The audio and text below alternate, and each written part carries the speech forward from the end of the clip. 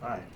Moving from chapter 2 to chapter 3, we've got a song in between this. Kind of where's your heart, where's your thought, even as we're talking? I mean, I showed you on my list. There's not much for 19 through 30. So I was kind of leaning back on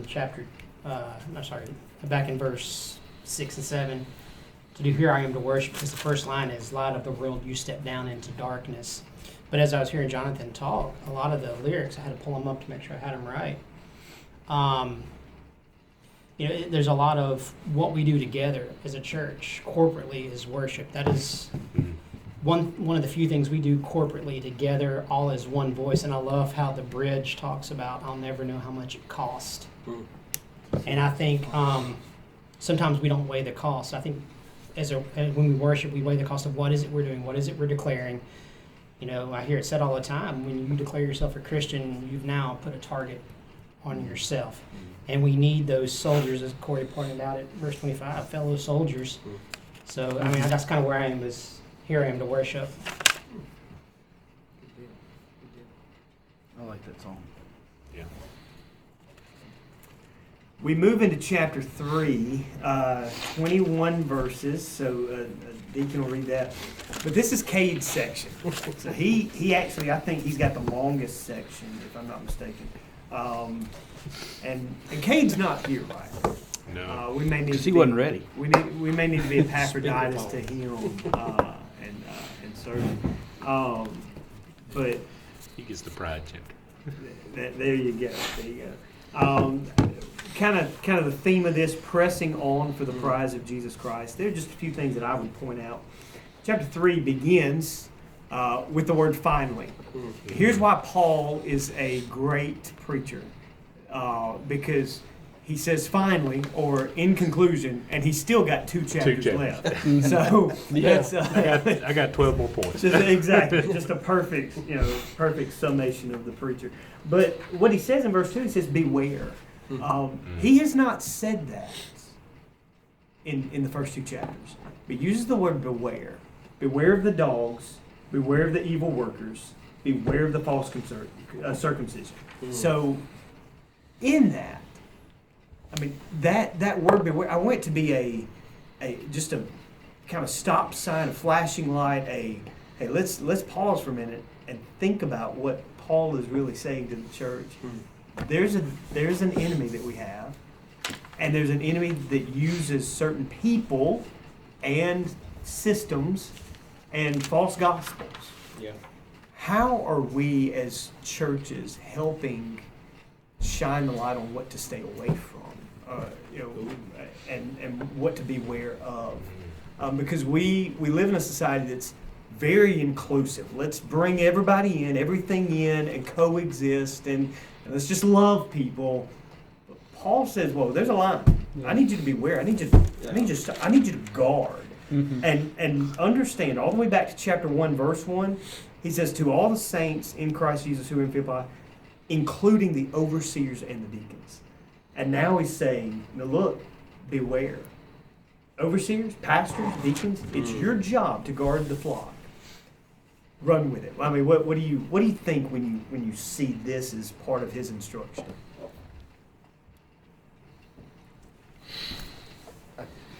I think the first thing looking at it from a pastoral standpoint, I think the first thing you got to do is make sure that you speak the truth.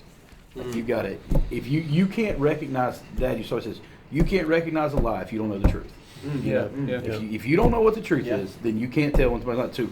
I think the first thing is you preach the gospel, you share the word, and you make sure you're solid theologically. And then it's our job to hear it.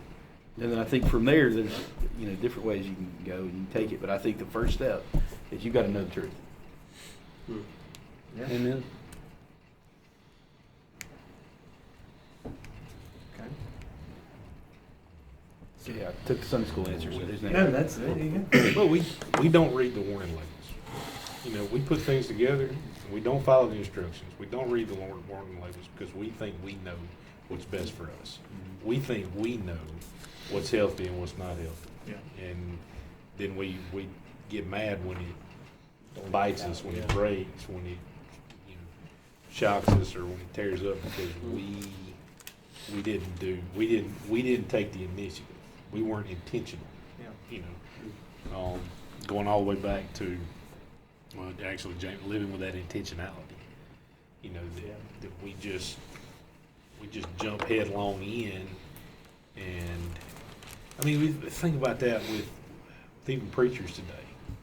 How many people follow a preacher because they like how it makes them feel? Mm-hmm. Itch and ears. Yeah. Itch and ears, as Paul said, we run to these things because we're not paying attention to those details. Yeah. We're not guarding ourselves. We can get to that in chapter 4. So Yeah. get a little ahead of myself. But I mean, we just we fail to pay attention to the details, the little things. That's where the devil lives, in the details. Mm-hmm. Yeah.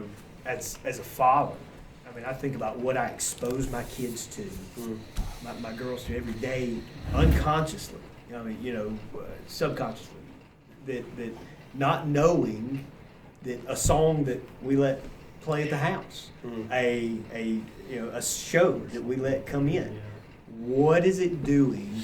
And maybe nothing in that moment as far as tearing up, but over time, what will that do to their mindset? If we let a certain singer who lives a certain lifestyle or lives, that is famous throughout the world, if I let my girls listen to her, what am I letting her influence be on their life? And not just secular, non-Christian, but even Christians who tear down. Yeah. How will I be judged if I make that stand? Yeah. How will even my fellow believers look at me and treat me if I set this stand? Better question: how will be judged if you don't? By God. Yeah. I'm not looking for God's approval. I'm looking for Everybody else. Yeah. I'm I've been looking to judged be- as a nutcase for years when it comes to having 6 kids and homeschooling and all that kind of stuff. I mean, I've had people look down their nose at me for years. Yeah. I've just learned to not even worry with that anymore. I'm not really concerned what other people think as long as I'm doing it the way I feel like God's leading me to do it. And you were talking about the protecting. That's, we weren't supposed to be the priests, providers, the protectors of our home. And we will lock our front doors and put cameras out there and booger lights outside and put a shotgun by the bed and all this kind of stuff. And we lock the house down and say, I'm protecting my home. But yet then we'll turn the TV on and and open it up to let Satan in our home because of what we watch, Yeah.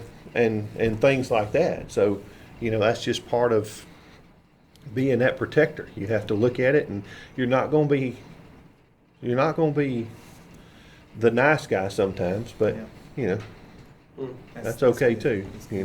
Well, and I think, here, he's also talking about within the church, like, hey, be careful what people are saying. What are they teaching? If someone means well and says, hey, why don't we do a song by this person, or why don't we do this song? Yeah. They might mean well. I like that song, or that's a good song, but it's not biblical. Then we need to watch that. Or if someone's teaching a Sunday school class and they're not teaching biblically, then we need to protect everything. Like it's from without and within. So it's not just these dogs that are outside running around trying to get us. It is when we open things up. And if we do say, oh, yeah, that is a good song, we'll do that, but it's not biblical and it goes against everything we're standing for, then we've just opened up that door to say, come on in.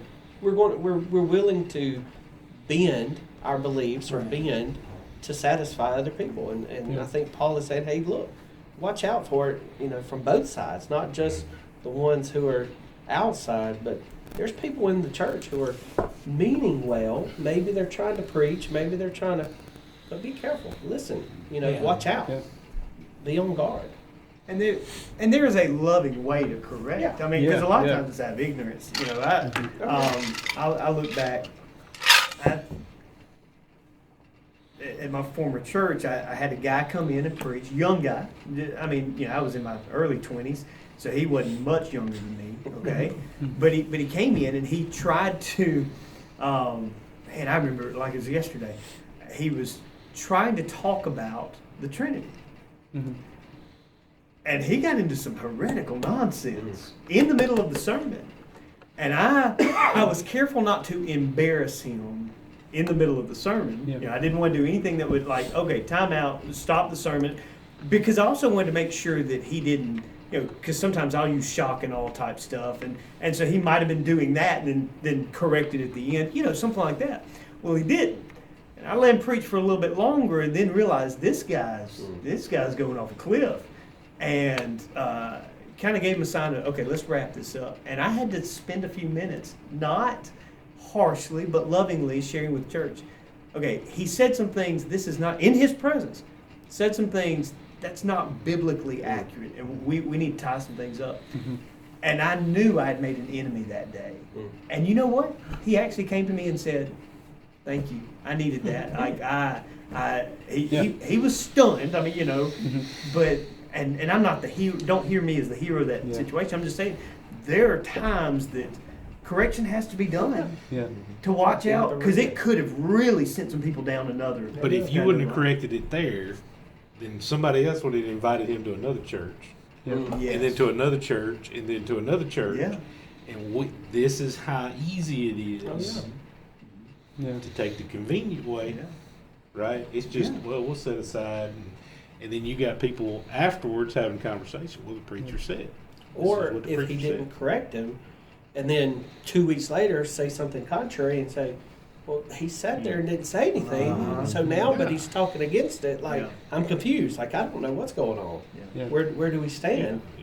And, you know, this is not just, I think, not just for those leaders. Like, I always telling, like, the church, hey, you check out what people are, like, you check it out. Like, you know, the Bereans, you know, you say that all the time. Is And again, if it were a secondary or tertiary issue, you know, that's not the dealing with primary. You know, is Jesus really God? He was getting into some heretical. Well, Jesus is not God. He's a demi. Whoa! We got to solve this right now. So don't worry. I mean, if we get up there Sunday morning and you start dealing with some stuff, I'm gonna take care of it. If in 1 minute you start getting this from Matt, you know you got a problem. Just wrap it up. You gotta